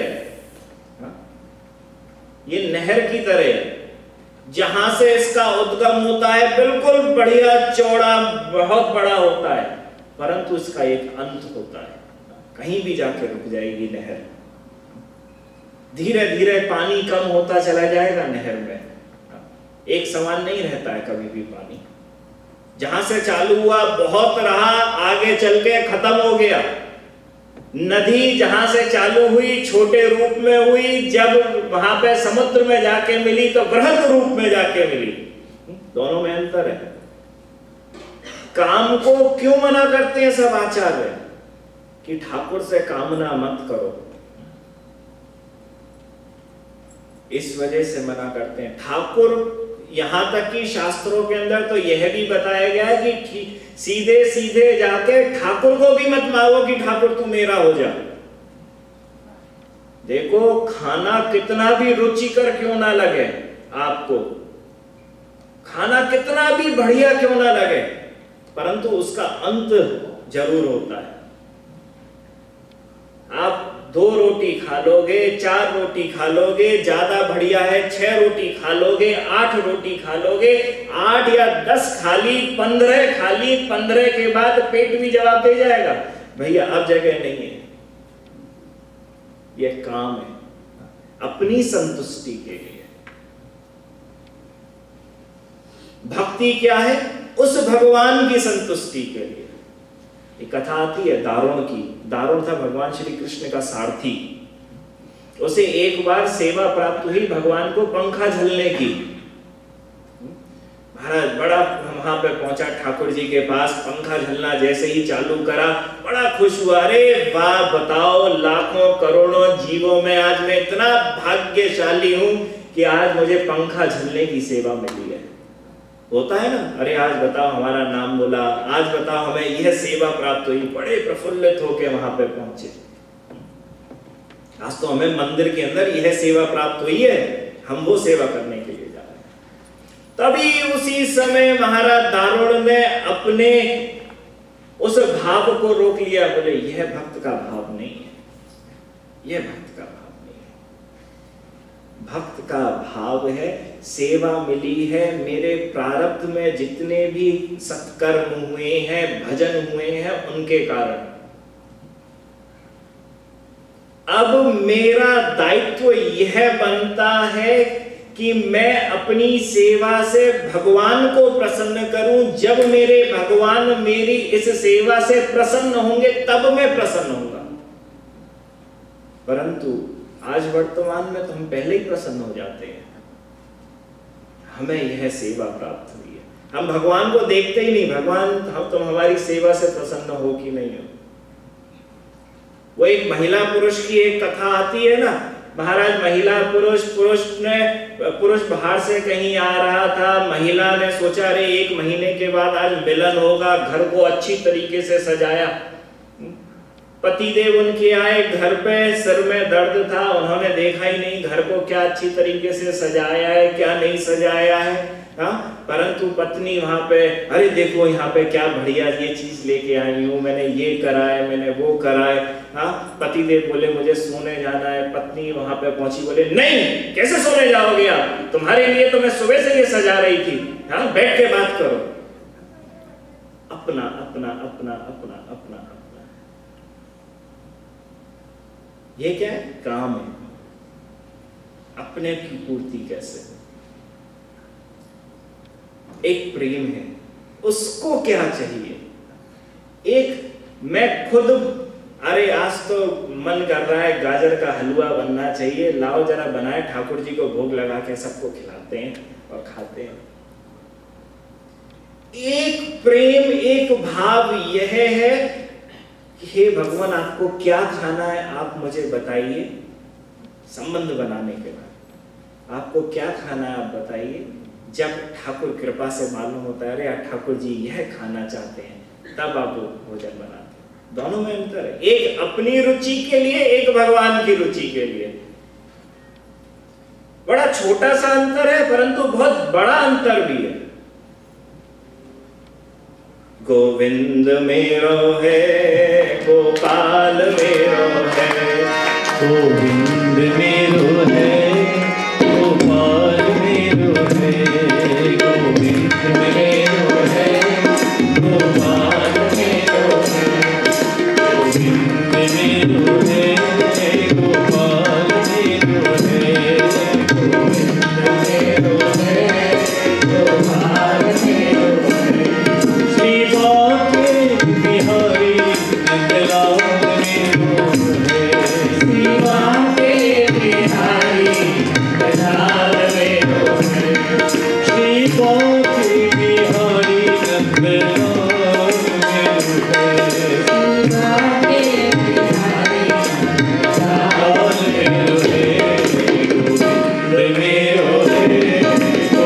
बाके बिहारी नंदलाल मेरो है, गोविंद मेरो है, गोपाल मेरो है, गोविंद मेरो है, गोपाल मेरो है, गोविंद मेरो है, गोपाल मेरो है, गोविंद मेरो है, गोपाल मेरो है। श्री बाके बिहारी नंदलाल मेरो है, श्री बाके बिहारी नंदलाल मेरो है, श्री बाके बिहारी नंदलाल मेरो है, श्री बाके बिहारी नंदलाल मेरो है, गोविंद मेरो है, गोपाल मेरो है, गोविंद मेरो है, गोपाल मेरो है, गोविंद मेरो है, गोपाल मेरो है, गोविंद मेरो है, गोपाल मेरो है, गोविंद मेरो है, गोपाल मेरो है, गोविंद मेरो है, गोपाल मेरो है। बोलो बाल कृष्ण लाल की जय। भैया आवाज ना आ रही, बोलो बाल कृष्ण लाल की जय।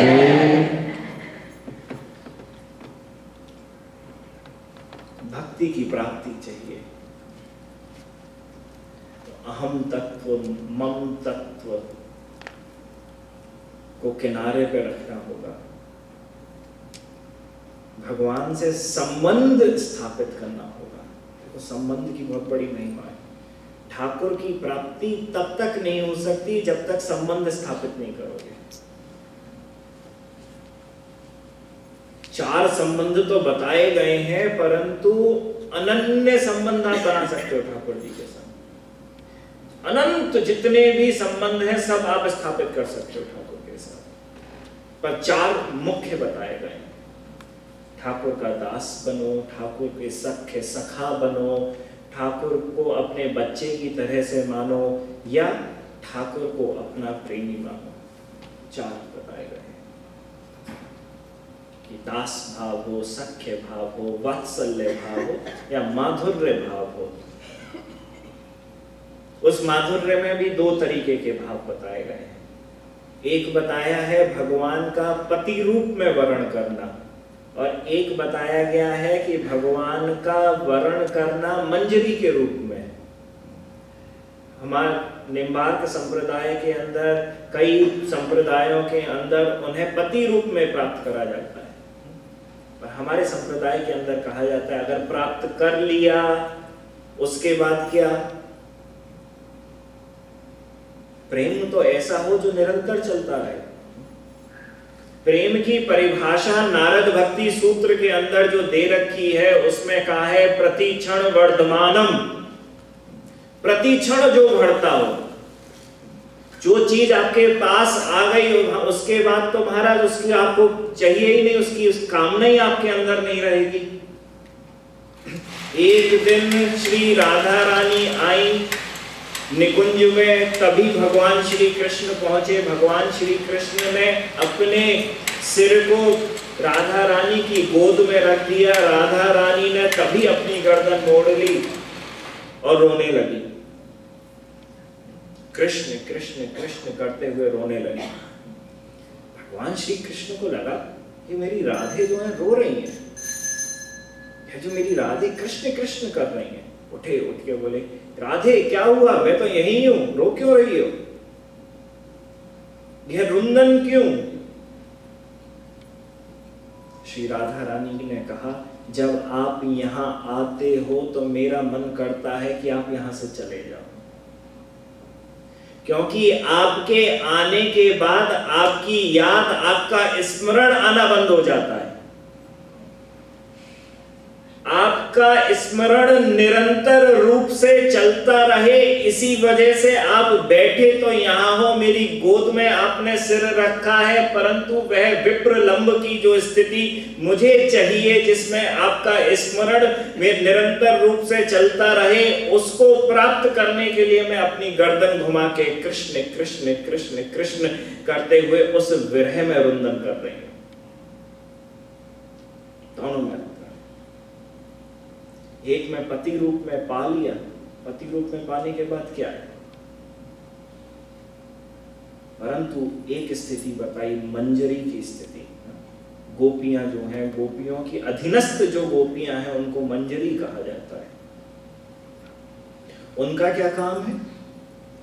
जैसे राधा रूपी वह फूल है, उस फूल पर कृष्ण रूपी भौरा आता है उसका रस स्वादन करने के लिए, तो उस फूल के अंदर की कर्णिकाएं जो मंजरी हैं वह मंजरी प्रफुल्लित होकर हिलने लगती हैं। ठीक उसी प्रकार जब भगवान श्री कृष्ण वहां पर राधा जी के संग मिलन करने के लिए आते हैं, तब सभी गोपी जितनी भी मंजरी हैं वह बड़ी प्रसन्न होती हैं।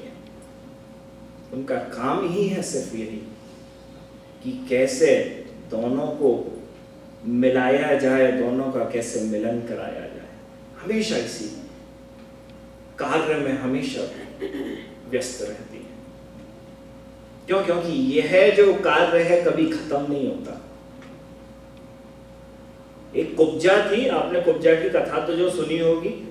कुब्जा ने जैसे ही भगवान को देखा, भगवान के संग रति करने की इच्छा हुई। भगवान ने कंस को मारा। कंस को मारने के बाद श्रीमद् भागवतम में आता है कि वह कुब्जा के पास पहुंचे, क्योंकि वह आकर्षित हो चुकी थी, काम की भावना आ गई थी। भगवान उसके संग रहे, परंतु उसके बाद क्या हुआ कुब्जा का?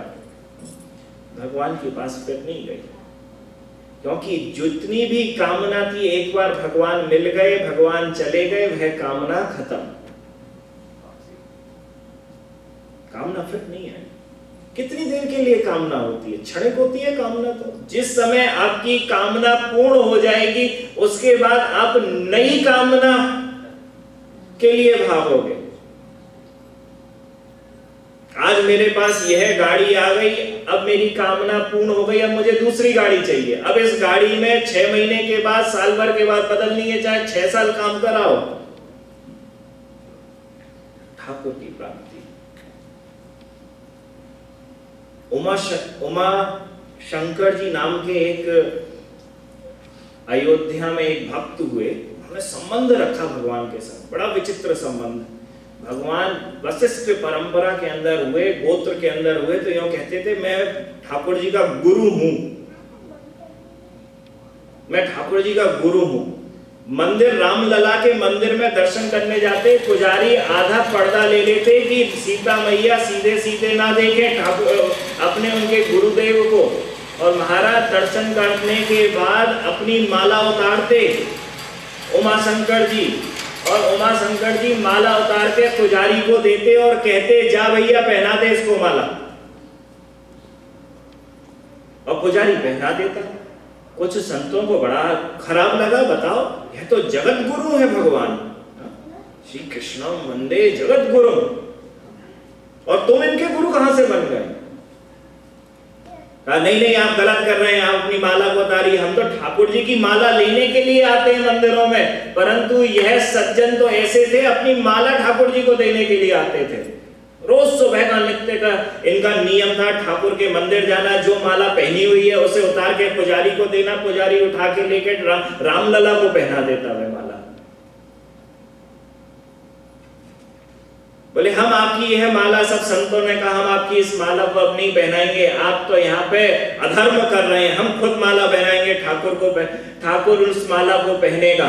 महाराज सब साधुओं ने माला बनाना चालू करा, एक माला बनाई, जैसे ही पहनाई गले से अपने आप टूट के चरणों में गिर गई, दूसरी माला बनाई फिर पहनाई, वह भी श्री चरणों में टूट के गिर गई, तीसरी माला बनाई, चौथी बनाई, 100 माला बना दी। अलग अलग संतों ने अलग अलग धागों से 100 मालाएं बना दी, 100 मालाएं ठाकुर जी को पहनाई। ठाकुर जी ने जैसे ही पहनी 1 सेकंड में टूट के नीचे गिर गई। वह सज्जन भक्त कहते हैं असली गुरु को असली चेला है, सिर्फ गुरु की माला पहने वो, अपनी माला उतारी, कहा पुजारी से इसको पहना, जैसे ही उतार के पहनाया महाराज ठाकुर जी ने उसे प्राप्त कर लिया, टूटी नहीं। आप जाओ अयोध्या में आप प्राप्त करोगे इस कथा को।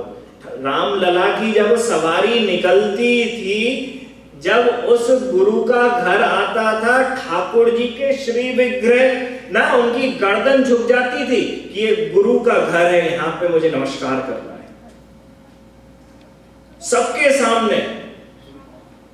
सामने रामलला की गर्दन नीचे झुक जाती थी, ये मेरे गुरु का घर है। और जैसे ही वह घर निकल जाता, गर्दन फिर से अपने वापस स्थान पे आ जाती। मूर्ति श्री विग्रह की एक लोग ने, 2 लोगों ने नहीं, हजारों लोगों ने देखा, और एक बार नहीं, 2 बार नहीं, कितने वर्षों तक देखा। संबंध बनाओ, संबंध के लिए जियो। ठाकुर तुम्हारे लला की तरह से है, तो जैसे अपने बच्चे को आप रखते हो ठीक वैसे रखो। अरे बच्चे को सुबह दूध देना है, दोपहर को दूध देना है, हर 4 घंटे के बाद दूध देना है, उसे कपड़े बदलने हैं, उसे स्नान कराना है, जितना खाना हम खा रहे हैं, जितना यह बच्चा खा रहा है उतना बच्चे को देना है।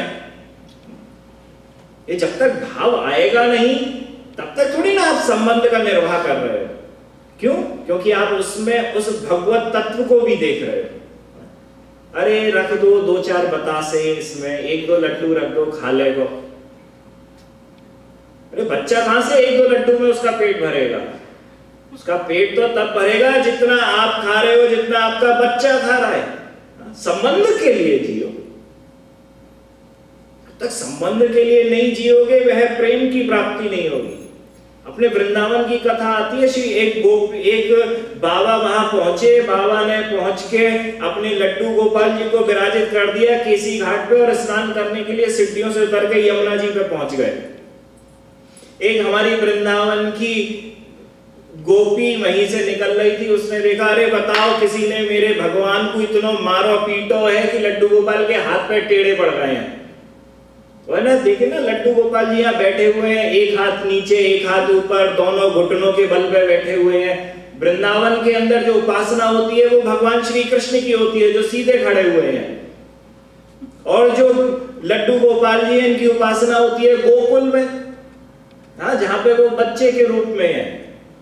उसे बड़ा गुस्सा आया, बताओ कितना निर्लज्ज है आदमी है जिसने मेरे इस कन्हैया को जो सीधा खड़ा था इतना मारा कि वो टेढ़ा हो गया है। महाराज बाजार गई, बाजार से 2 रुपए का सरसों का तेल लेके आ गई और लेके मालिश करी, इतनी मालिश करी कि सीधी कर दिए ठाकुर जी को, सब हाथ पैर टांग सब सीधी।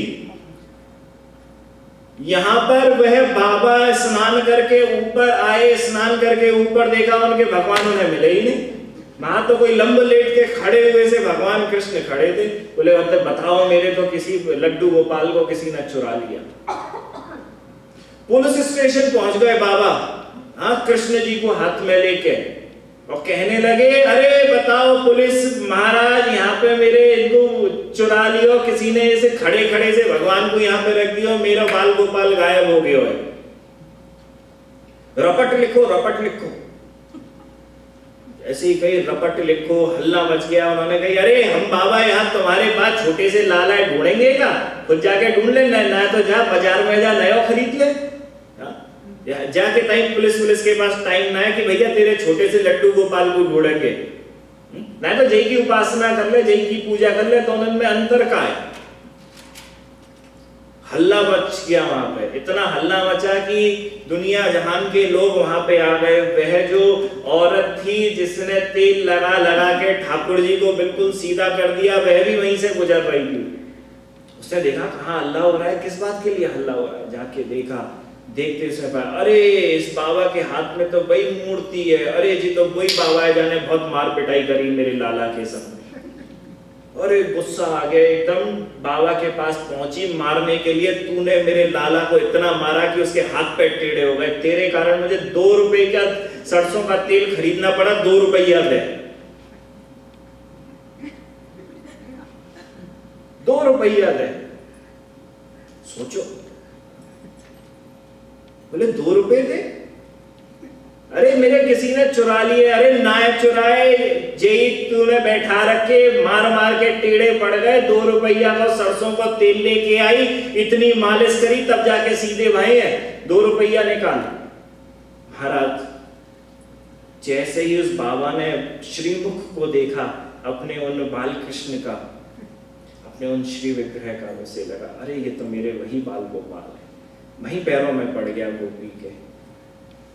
बोले तेरी भक्ति अनन्य है। गोपियां जीती हैं भगवान के लिए, शास्त्र नहीं मालूम है, संबंध के लिए जीती हैं, संबंध के लिए। बोलो भक्त वत्सल भगवान की। मेरे भगवान जो भक्त वत्सल है, श्री दशरथ जी के कोई भी पुत्र नहीं था, यज्ञ कराया, यज्ञ कराने के बाद यज्ञ देव से एक खीर प्राप्त हुई, एक पात्र में खीर आई, अपनी 3 पत्नियों को वह खीर दी। कैकेयी के पास जो खीर थी उस खीर को एक चील आई, वह चील ले गई उस पात्र को जो कैकेयी के पास था। यहाँ पर उनकी दोनों जो पत्नियां थीं दशरथ जी महाराज की, उन्होंने अपनी अपनी खीर का भाग कैकेयी को दे दिया। यहाँ पे कैकेयी को दिया, वहाँ पर वह जो चील उस खीर के पात्र को लेके गई थी, वह सीधी पहुँची हनुमान जी की माँ के पास। वह भी पुत्र की लालसा के लिए बैठी थी, उनकी गोद में भी वह खीर डाल दी। अब उस तीनों यहाँ पे दशरथ जी की पत्नियों ने और वहाँ पर हमारे हनुमान भगवान की माँ हैं, उन्होंने उस खीर को खाया। खीर को खाने के बाद मेरे राम लला का, लक्ष्मण का, भरत और शत्रुघ्न का जन्म हुआ। बोलो भगवान श्री राम की। यहाँ पर जन्म हुआ, वहाँ पर हनुमान जी का जन्म हुआ, 12वें रुद्र कहे गए। 9वें स्कंद के अंदर कथा आती है, 1.5 अध्याय के अंदर कथा है। उस कथा के अंदर पूरी रामायण का सारांश दे रखा है। जहाँ जो उस सारांश कोई पढ़ ले तो पूरी श्री रामायण पढ़ने का उसे फल प्राप्त होता है। उसके बाद दसम स्कंद के अंदर प्रवेश, दसम स्कंद के अंदर मेरे भगवान की जैसे ही कथा चालू होने को हुई, श्री सुखदेव जी महाराज ने परीक्षित से कहा कि भाई 3 रात्रि और 3 दिन और 3 रात्रि तक बहुत कथा सुना दी है तुम्हें, अब जाओ और सो जाओ। परीक्षित जी महाराज बोले 3 दिन से आपको झेल रहा था सिर्फ यही कथा सुनने के लिए, और जब यह कथा आने को आई तब आप मुझसे कह रहे हो कि तुम जाके सो जाओ। महाराज हम नहीं सोएंगे, आप कथा सुनाइए। नहीं नहीं, तुम्हें भूख लग रही होगी, तुम चले जाओ खाना पीना खा लो। नहीं, हम खाना पीना भी नहीं खाएंगे। जिस दिन से आपकी कथा शुरू हुई है, जिस दिन से आपकी कथा शुरू हुई है, उस दिन से इस क्षुधा को, इस प्यास को हम बिल्कुल भूल चुके हैं। मालूम चल गई है कि असली प्यास होती क्या है। बोले इसी प्यास ने आज हमें आपके समक्ष बैठाया है। एक बार प्यास लगी थी, हम अपना आपा खो गए, उस ऋषि पुत्र के गले में हमने मरा हुआ सांप डाल दिया, क्योंकि उसने हमारी प्यास को नहीं बुझाया था। और उस ऋषि पुत्र ने, उस ऋषि ने हमको श्राप दे दिया। उस श्राप से आज हमें जो भगवत कथा का पान करने का मौका मिला है, उससे जिस प्यास जो हमें लग रही थी उसकी जैसी संतुष्टि आप करा रहे हैं, उसके बाद किसी और प्यास का ध्यान नहीं है। बोलो परीक्षित जी महाराज की। मेरे परीक्षित जी महाराज ने वहां पे कहा कि भाई आप नित्य निरंतर इस कथा को चल रहे हैं। तृतीय स्कंद के अंदर आता है, ब्रह्मा जी ने तो यह कहा कि इस कथा को अपने कान से सूंघो। महाराज कैसे कह सकते हैं ब्रह्मा जी? अपने कान से इस कथा को सूंघो। सूंघने का काम तो नाक का है, कान का तो है ही नहीं। कैसे सूंघा जाए? और ठाकुर जी ने तो सबसे पहले श्लोक के अंदर ही बताया है, तेने ब्रह्म हृदयादि कवये, कि मैं अपने हृदय में संकल्प लेकर जितना भी ज्ञान है वह ब्रह्मा को देता हूं। तो ब्रह्मा जी गलत क्यों बोलेंगे? ब्रह्मा जी ये क्यों बोलेंगे कि कथा को कान से सूंघो?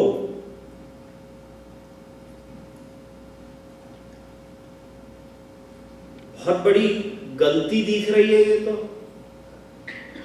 नाक से सूंघा जाता है, कान से तो सुना जाता है। बोले यह जो कथा है, यह कथा फूल है।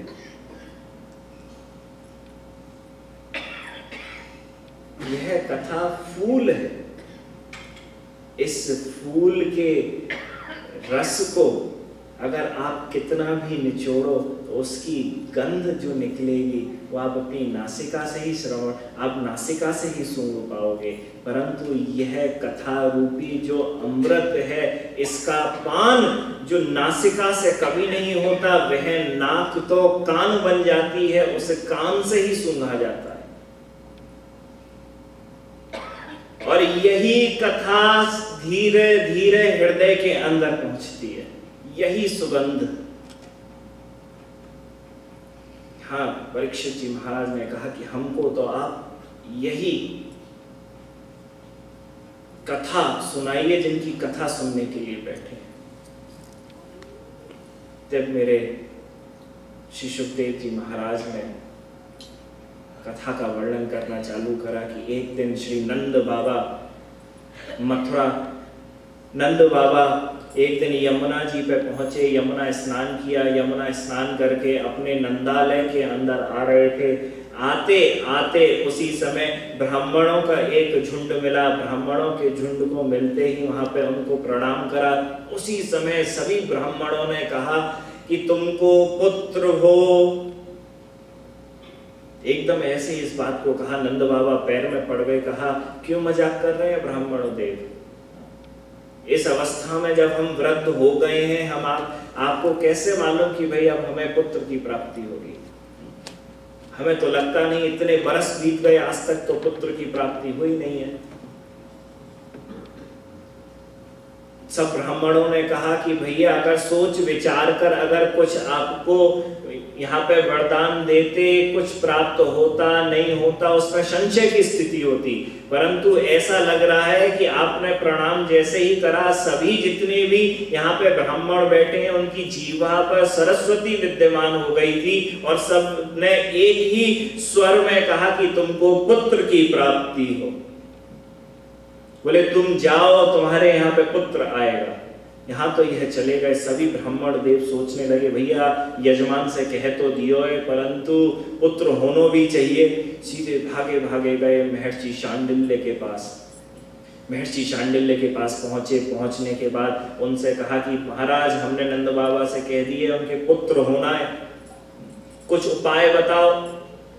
नंद बाबा ने कहा, महर्षि शांडिल्य ने कहा कि गोपाल मंत्र का यज्ञ करो।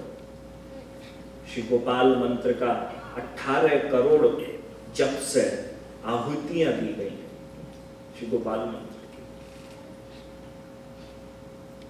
जैसे ही यहाँ यज्ञ पूर्ण हुआ, श्री कृष्ण दिव्य वृंदावन से एक उज्जवल नीला मणि की तरह आए और श्री यशोदा मां के गर्भ में प्रविष्ट हो गए। यशोदा मां की गर्भ। अब देखो यशोदा मां छुप छुप के, कवि कर्णपुर के उसमें आता है, कवि कर्णपुर ने अपनी टीका में लिखा है यशोदा मां छुप छुप के जाती, दीवारों को खरोंचती, खरोंच के मिट्टी को खाती थी। जिस दिन से वह गर्भवती हुई,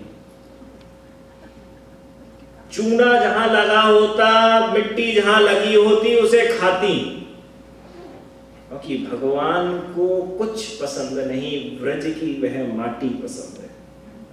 आपको प्रथम दिन कथा में बताया ना, महात्म्य में ठाकुर ने जिंदगी भर सिर्फ ब्रज की माटी खाई है अपनी जीभ से, हाथ में भी कम लिया, सीधे जीभ से खाई है, मुंह लगा के।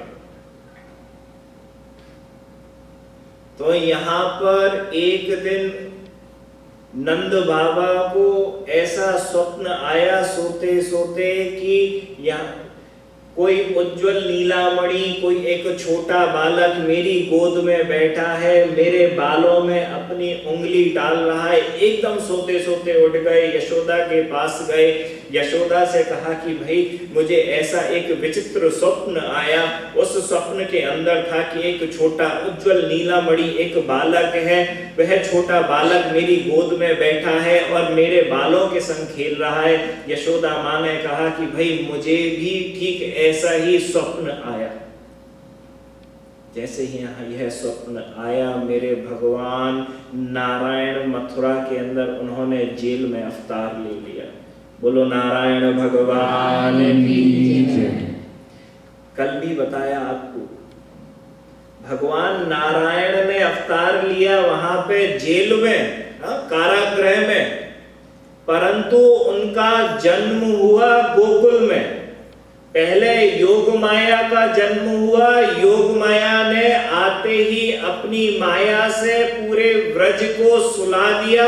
ठीक उसके बाद ही यशोदा मां को फिर से प्रसव पीड़ा हुई। प्रसव पीड़ा के बाद वहां पे नंद के लाल ब्रजेश तनय का जन्म हुआ।